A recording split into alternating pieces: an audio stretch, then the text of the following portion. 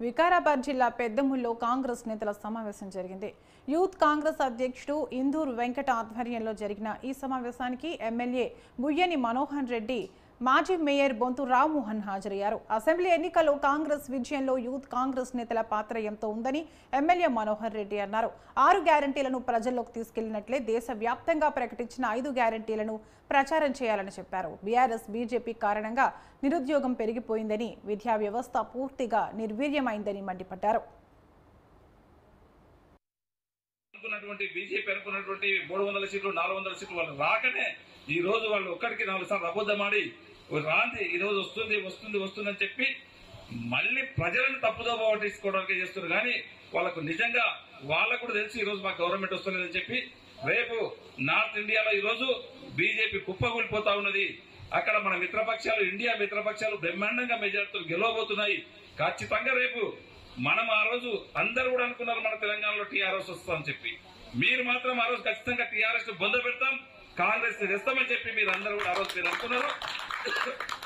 Same ఈ రోజు central లో 2004లో మనకు మార్పు ఏ విధంగా వచ్చి ఆ రోజు బీజేపీని సెంట్రల్ లో గద్దె దింపి తెలంగాణ ఉమ్మడి ఆంధ్రప్రదేశ్ లో ఆ రోజు ఉన్నటువంటి టీడీపీని ఏ విధంగా అయితే గద్దె దింపినామో ఈ రోజు మొన్న మనం అందరం కూడా టీఆర్ఎస్ గద్దె దింపినాం. రేపు ఖచ్చితంగా భారతీయ జనతా పార్టీని ఇప్పుడు గద్దె దింపి ఖచ్చితంగా రాహుల్ గాంధీ గారి నేతృత్వంలో మనం అతను ప్రధానమంత్రి అయితే ఉన్నాడు.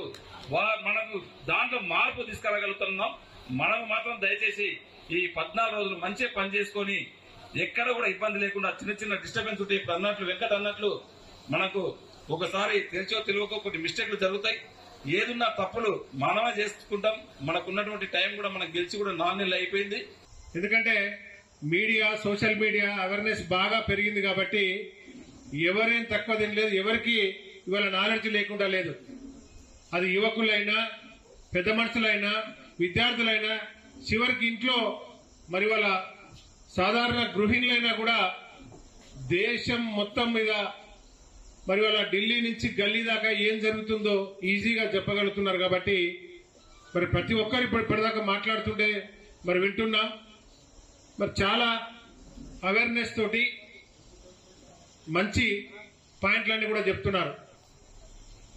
వీటి అన్నిటికన్నా ముఖ్యమైనదంటే తాండూరు మరి కాంగ్రెస్ కార్యకర్తలు, మరి ఇక్కడున్న పెద్దవాళ్ళు, మరి ఇలా మండల యువజన కాంగ్రెస్ సదస్సుకు వచ్చిన పెద్దలందరూ మరి అతి తక్కువ కాలంలో మనోహర్ అన్నకు ఎలక్షన్ కొట్లాడటానికి తక్కువ సమయం ఉన్నా కూడా ఒక మంచి మెజార్టీతో గెలిపించినట్టునే మరి ఎంత స్ట్రాంగ్.